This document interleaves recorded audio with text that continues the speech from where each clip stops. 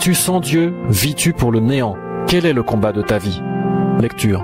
1 Timothée 6, verset 12. Combat le bon combat de la foi, saisis la vie éternelle, à laquelle aussi tu as été appelé.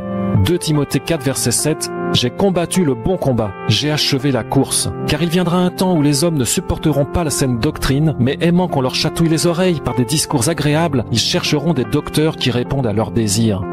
1. Une vie de néant? Ne le vois-tu pas?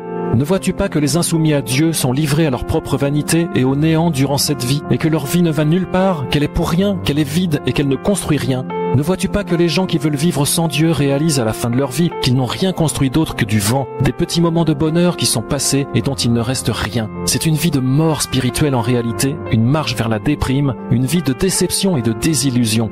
En quoi est-ce finalement une vie, dit Dieu? 2. Une vie déjà jugée et déjà condamnée. Ne le comprends-tu pas?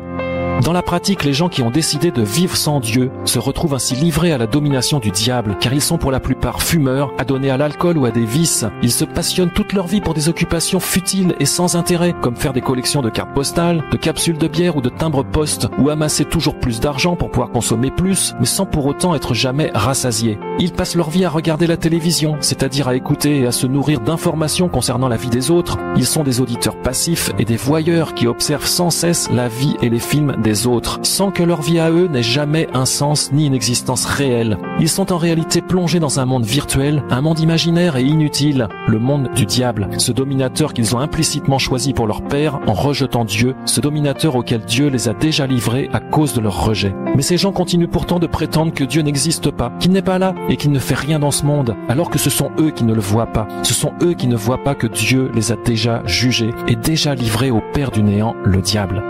3. Une vie qui peut encore prendre un sens. Pourquoi ne l'accepterais-tu pas pour ta vie? Toi qui lis ceci, si tu te reconnais dans ce descriptif et que tu constates aujourd'hui que ta vie sans Dieu est inutile et vide, il est encore temps de te repentir et de te réconcilier avec Dieu en t'humiliant maintenant devant lui, en reconnaissant ta faiblesse et ta révolte contre lui et en implorant sa grâce maintenant, afin qu'il te sauve tandis qu'il en est encore temps. Alors, prie Dieu en t'humiliant devant lui comme un enfant, afin qu'il te révèle ton péché et que tu aies l'occasion de te repentir et de recevoir ainsi sa grâce. Alors tu seras sauvé, comme le bandit qui était crucifié près de Jésus, c'est-à-dire à la dernière minute, mais tu seras sauvé et non plus perdu pour l'éternité. Tu découvriras alors que ta vie est pour Dieu et non pas pour toi-même. Et si ton Dieu te prête vie pour encore un peu de temps, alors tu vivras dorénavant pour la grâce de Dieu en accomplissant des œuvres qui seront pour son honneur et pour sa gloire à lui et non plus pour le néant et pour la mort, comme ta vie d'aujourd'hui. D'accord?